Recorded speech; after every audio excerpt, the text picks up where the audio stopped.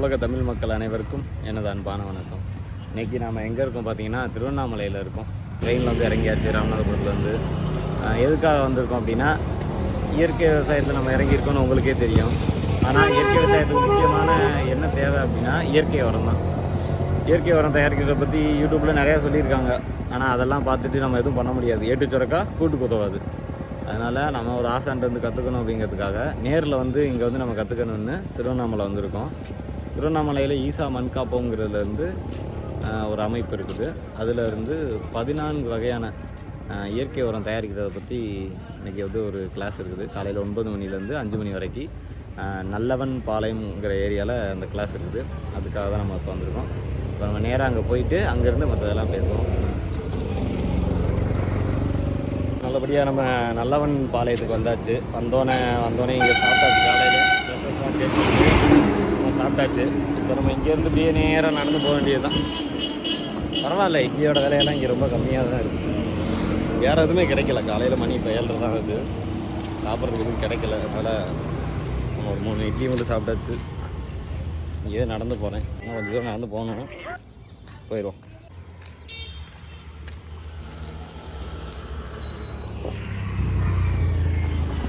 சுற்றி வீடாக இருக்குங்க.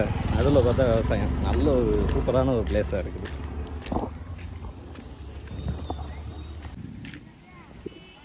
பார்த்தீங்கன்னா நாட்டு பறித்து நட்டு வரப்பில் அடிக்க வச்சுருவாங்க.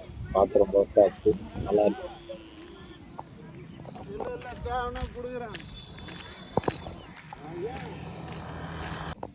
அதை அப்படியே கொஞ்சம் எப்படி பிடிச்சி வச்சுருக்கீங்க?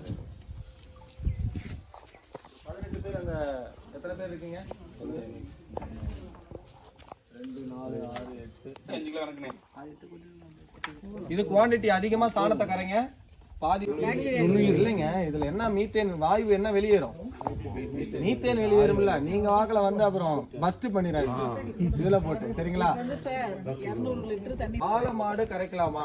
காளை மாட்டோட சாணம் எடுக்கலாமா? நாட்டு சக்கரை அப்படின்னா நாட்டு சக்கரை அதே சேர்த்து ஒரு மைண்ட் செட் வச்சுக்கணும். ஒரு தாறு அப்படின்னு வந்துட்டா நம்மளுக்கு ஒரு தடிமனா கூத்தரக்கூடாது.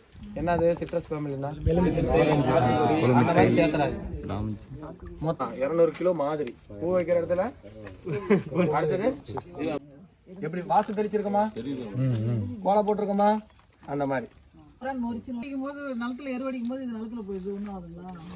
மூடி வச்சிடணும். இது எத்தனை நாள்ல தயாராகும்?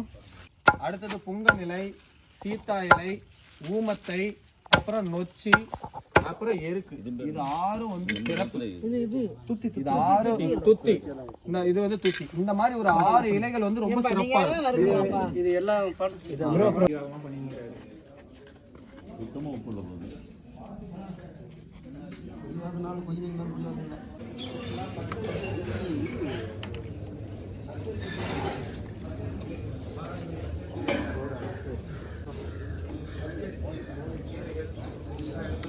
ஃப்ரெஷ்ஷாக கரும்பு இங்கேயே அவங்க கரும்பு எடுத்து ஆட்டி கொடுக்குறாங்க. இந்த இருக்கு வரும் கரும்பு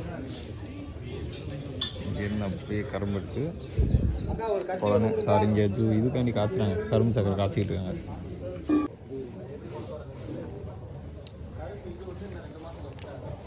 சரியான டேஸ்ட்டு, நல்ல டேஸ்ட்டாக இருக்குது.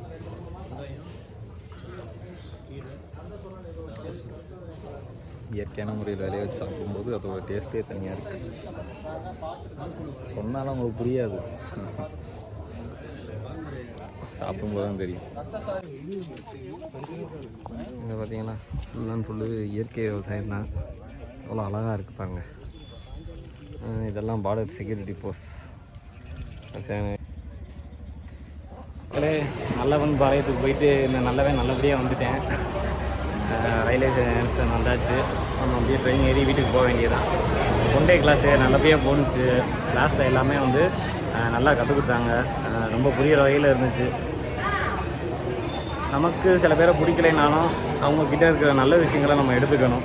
அப்படின்னு நான் சில நல்ல விஷயங்கள்லாம் எடுத்துக்கிட்டு இருக்கேன். எல்லாம் சில விஷயங்கள் தெளிவாக பேச முடியாது. நீங்கள் கண்டுபிடிச்சிக்கோங்க. எனக்கு வந்து ஈசா மண்காப்பம்ங்கிற அவங்களோட அமைப்பில் போயிட்டு இயற்கை உரம் தயாரிக்கிறதுக்கு கற்றுக்கிட்டு வந்திருக்கேன். வீட்டில் போனோடனே முதல் வேலை நாளைக்கு காலையில் உரம் தயாரிக்கிறது தான். தயாரிக்கும்போது அந்த வீடியோவில் உங்களை நான் சந்திக்கிறேன். நன்றி, வணக்கம்.